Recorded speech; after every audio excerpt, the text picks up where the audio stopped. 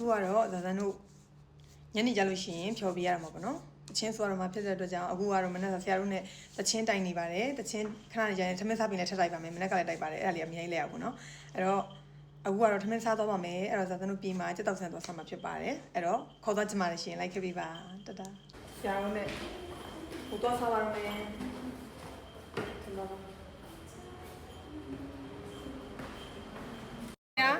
တတလောက်ပဲဟိုဓာတ်ပုံဆရာကဲအခုကတော့တချင်းတက်ရောက်နေပါတယ်ပြီးရင်ထမင်းစားသွားပါမယ်မင်းသားဒီဝဲကြိုင်နာနာမည်ပြောပေးအောင်ကိုမြောက်ရှုံးကဲအခုကတော့သွားနေပါပြီလေသွားမယ်ထမင်းစားသွားကြမယ်မှတ်မိသေးလားဂျင်းလေးဆော်ခိုင်းတာနော် Happy Hotel မှာတက်တော့ကတော့စားပါတက်တော့ဆန်တော့စားပါတော့ဟိုမှာလိုက်မဲ့ဒီမှာရောက်နေအဲ့ဒီကျင်းမဲ့ဖွင့်မွေးနေကျွေးပါပြီဒီမှာ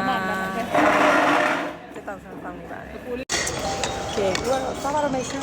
တက်တော့ဆန်းပါပြီ ဒီမေးရလေးဒီကဲမစိန်တာတဘူးလားနားတယ်ဟုတ်အေးဒါလေးအဲ့လိုပဲလားမောကိုကြီးရောက်နေ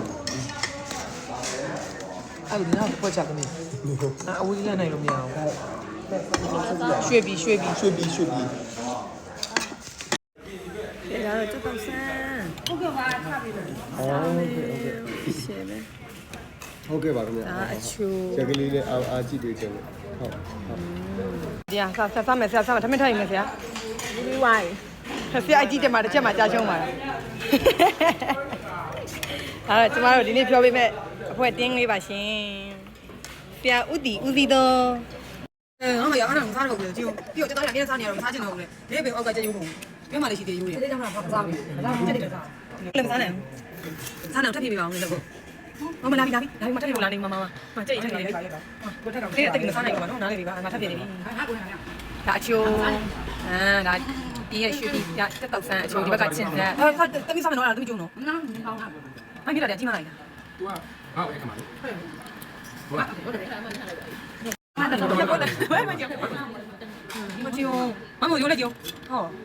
ဒီနေ့ဘလော့ရမိုင်းဘလော့ပဲအဲ့လာနေရတယ်မှာဒီဘလော့ကလုံးဝအတန်ဆုံးပဲကြွတော့ဟိုမင်းစားတာပဲလားဘာမှမစားနိုင်ဘူးဆက်ချင်တော့မှငွေ့ဘူးဒီညနေဖက်ငွေ့ဘူးစိတ်ကြပါကြီးပါမောင်တက်လို့ပြောလိုက်ပါပြောလိုက်တော့နောက်စကားများတယ်သူပဲပြောတယ်ငါဘူးလိုက်တက်လို့တဲပြားနဲ့ငပိချက်လေးနဲ့